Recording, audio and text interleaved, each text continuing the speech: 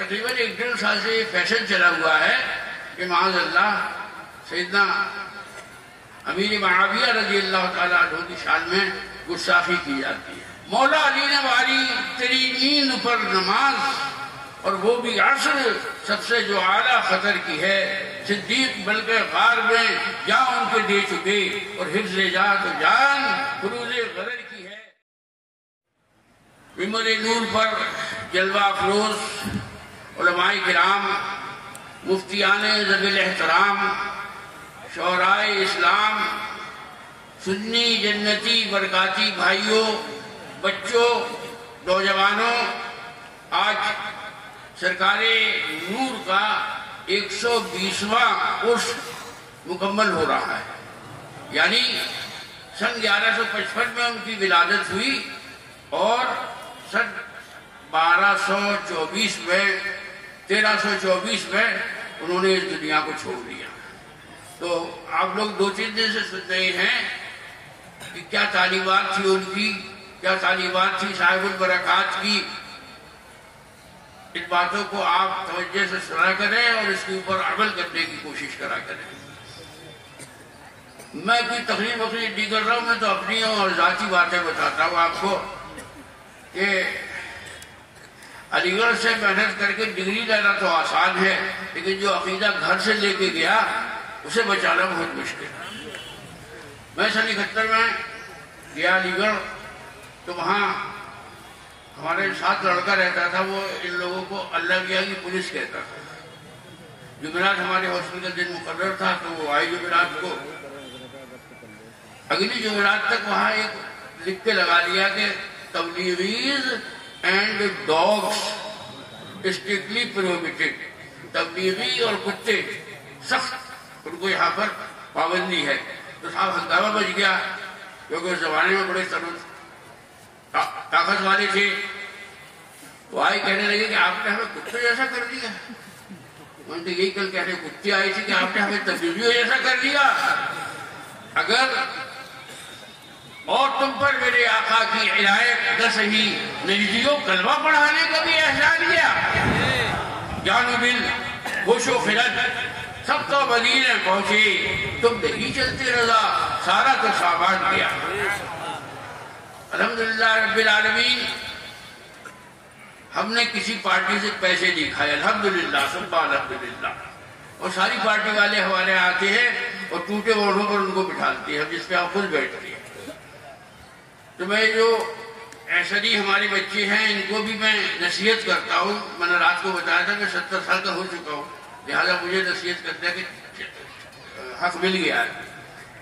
کبھی کسی پارٹی کے ہاتھوں بکھلا نہیں۔ سب پارٹیاں جو ہے پیروں سے قریب آنے کی کوشش کرتی ہیں، خاص طور سے الیکشن کے زمانے میں۔ اور خبریں وہ چھپاتی ہے کہ ہم درگاہ مانیرا میں حاضر ہوئے اور وہاں کے سجادہ صاحب سے ملے، تاکہ لوگوں پہ یہ اثر پڑے کہ صاحب یہ تو ہمارے میاں کے بڑے قریب ہے، لہٰذا ووٹ ان کو ہی جانا۔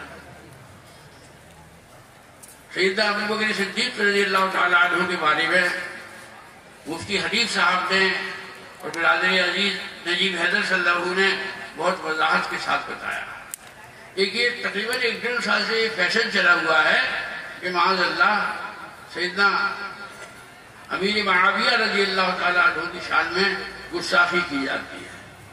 ارے ہم کیا، ہماری حیثیت کیا، بڑوں کے معاملات ہیں اس میں کیوں پڑھو؟ تو مولا کائنات کا درجہ وہی ہے جو خلافت کی ترتیب ہے۔ سیدنا ابو بکر صدیق، سیدنا عمر فاروق، سیدنا عثمان غنی، سیدنا مرتضی علی کرم اللہ تعالیٰ وجہہ الکریم۔ تو اسی ترتیب پہ ہمارے بزرگ بھی قائم رہے اور اسی پہ ہم بھی قائم رہے۔ اعلیٰ حضرت نے تو 2-3 شعروں میں سارا کیس حل کر لیا۔ وہ ایسے ہی تھے کہ بڑے سے بڑے مسئلے کو چٹکیوں میں نپٹا دیتے تھے۔ اعلیٰ حضرت کے پاس ایک استفتاء آتا تھا تو 150 کا اس کے 150 پیج کا جواب لکھتے تھے۔ مولا علی نے واری تیری نیند پر نماز، اور وہ بھی عصر سب سے جو اعلیٰ خطر کی ہے، صدیق بلکہ غار میں جاں ان کے دے چکے، اور حفظ جات و جان فروز غرر کی ہے۔ ہاں تو نے کی یاد انہیں پھیر دی نماز، پر وہ تو کر چکے تھے جو کرنی بشر کی ہے۔ ثابت ہوا کہ جملہ فرائض فروع ہے، اصل الاصول بندگی اس تاجور کی۔ مولا کائنات نے سورج کے ڈوبنے پر اٹھایا نہیں اپنے آقا و مولا صلی اللہ علیہ وسلم کو، بس آنکھوں سے آنسو گرے اور چہرے پر پر پڑے تو پوچھا علی کیا بات ہے؟ تو فرمایا کہ حضور سورج ڈوب گیا۔ تو آج کل کے جو ہے ان کے فارمولے سے دیکھو، نماز سب سے بڑی عبادت ہے، بے شک نماز عبادت ہے، لیکن سب عبادتوں کی جان عشق رسول اکرم صلی اللہ علیہ وسلم۔ نماز ہمیں حضور سے ملی، روزہ حج زکوٰۃ ہمیں اللہ بھی حضور سے ملا، ہم نے حضور کے کہنے پر اللہ کو اللہ مانا۔ تو بھائیو، دین پر مضبوطی سے قائم رہو اور ڈرنے ڈپٹنے کی کوئی ضرورت نہیں ہے۔ اگر مسلمان ہو اور تقدیر پہ ایمان ہے اور یقیناً ہے تو ہمیں معلوم ہے کہ ہمیں معلوم نہیں کہ ہم کیا بج کر کیا منٹ کیا سیکنڈ پہ کس جگہ ماری جائیں گے، لیکن طے ہے کہ ہمارا موت کا وقت یہ ہے۔ اگر تقدیر میں موت لکھی ہے تو ہمیں کوئی بچا نہیں سکتا، اور زندگی لکھی ہے تو ہمیں کوئی مار نہیں سکتا۔ ساری طاغوتی طاقتیں صوبے سے لے کر کیندر تک اسلام کو مٹانے کی توڑ کے کوشش کر رہی ہے، اور اسلام نہیں مٹتا، نہ مٹ سکے گا، کیونکہ ان الدین عند اللہ الاسلام، جس دین کو اللہ نے اپنا بنایا وہ کبھی مٹ نہیں سکتا۔ علمی طور سے آگے بڑھنے کی کوشش کیجئے، کیونکہ علم کی بڑی اہمیت ہے۔ ایک صاحب بہت بڑے عبادت گزار تھے، 300-400 رکعت نفل پڑھتے تھے اور سال بھر 4 دن چھوڑ کے روزہ رکھتے تھے۔ تو شیطان نے کہا کہ میں امتحان لیتا ہوں، اور اپنے شاگردوں سے کہا کہ تم میرے ساتھ چلو۔ شیطان رات شام کو رپورٹ طلب کرتا اپنے شاگردوں سے کہ آج تم نے کیسے بہکایا، آج تم نے کیسے بہکایا۔ تو ایک نے کہا کہ میں نے بچے کو مکتب جانے سے روک دیا، کھیل میں لگا دیا، تو اسے پڑھ کے کلیجے سے لگا دیا۔ شیطان نے کہا کہ سب سے اچھا کام تو تم نے کیا۔ تو زاہد صاحب بڑی عبادت ریاضت کرتے تھے، اور نفل کے روزے اور نفل نمازیں۔ تو شیطان ان کے پاس گیا اور اس نے کہا کہ حضرت ایک سوال کا جواب عطا فرما دیجئے۔ ان کا پوچھو۔ کہنے لگے سوئی کے ناکے سے اونٹ نکل سکتا ہے؟ زاہد صاحب نے کہا سوئی کا ناکہ تو بڑا ہوتا ہے، اونٹ اتنا بڑا ہوتا ہے، نہیں یہ نہیں نکل سکتا۔ یعنی اس نے اللہ کی قدرت کا انکار کر دیا۔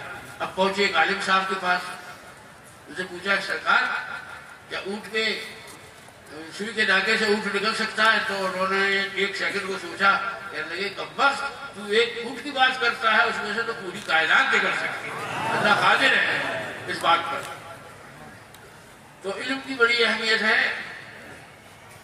میں کم از کم کئی ہزار لوگوں کو میں نے پڑھایا یونیورسٹی میں، اور پوری کوشش کی جو ان میں سے لائن آؤٹ تھے کوشش کی کہ ان کو اپنے قریب لایا جائے، اور اللہ کے فضل سے مجھے کامیابی بھی ملی۔ پہلے جب میں سن 71 میں گیا تو علی گڑھ میں 2 منزلیں تھیں صرف، جس میں ہم آنکھ بند کر کے داخل ہو سکتے تھے۔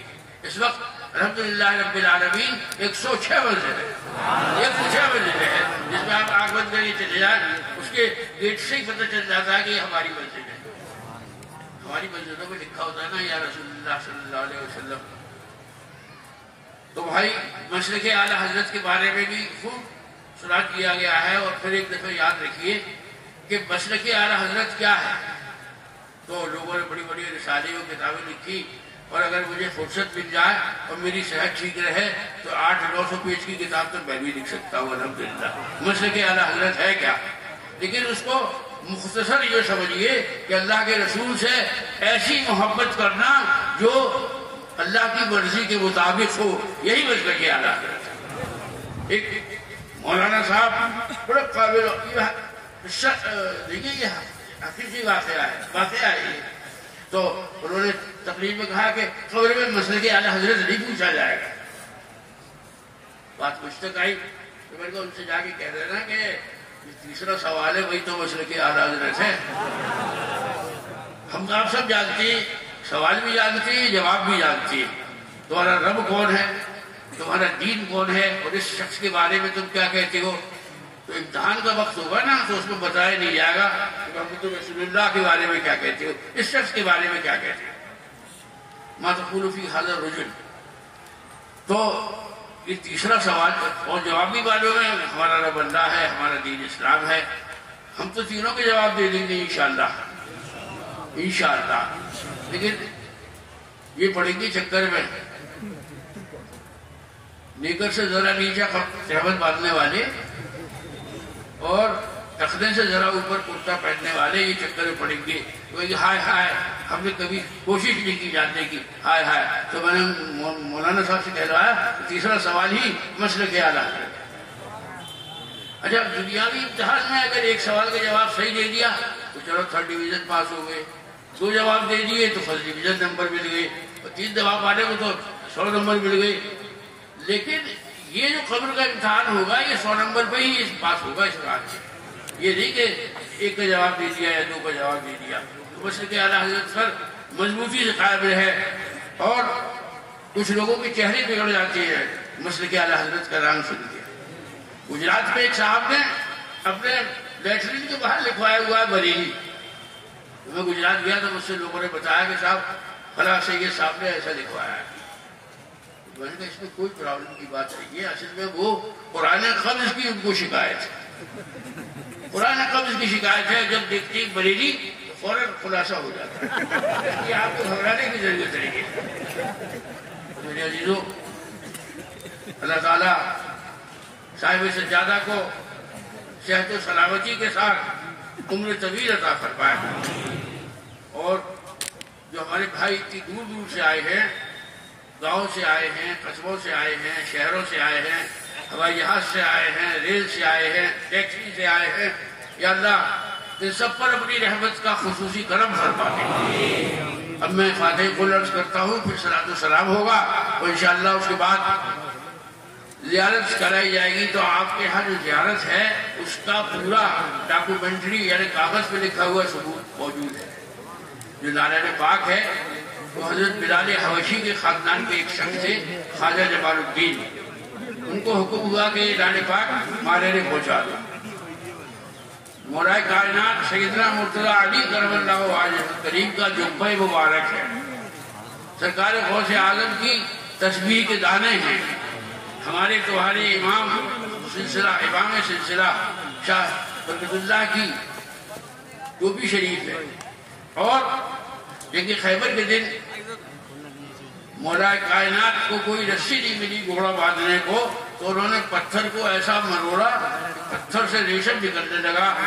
اس ریشم کے ٹکڑے کا ایک اتنا بڑا ٹکڑا بھی ہے ریشم کا, اس پتھر کا. آپ سوچیے سال بھر زیارت بند رہتی ہے اور ایک آدمی سے کھولے نہیں بول سکتی. زیارت کھولنے کے لیے 3 پارٹی ہے, اور زیارت نہ بیچی جا سکتی ہے, نہ گروی لکھی جا سکتی ہے, نہ رہن لکھی جا سکتی ہے. ہر سال اس میں کھولو تھوڑا سا ریشم نکلا ہوتا ہے. اور میں اب جو ہے مجھے تقریباً 65 سال کی عمر کی باتیں یاد ہیں.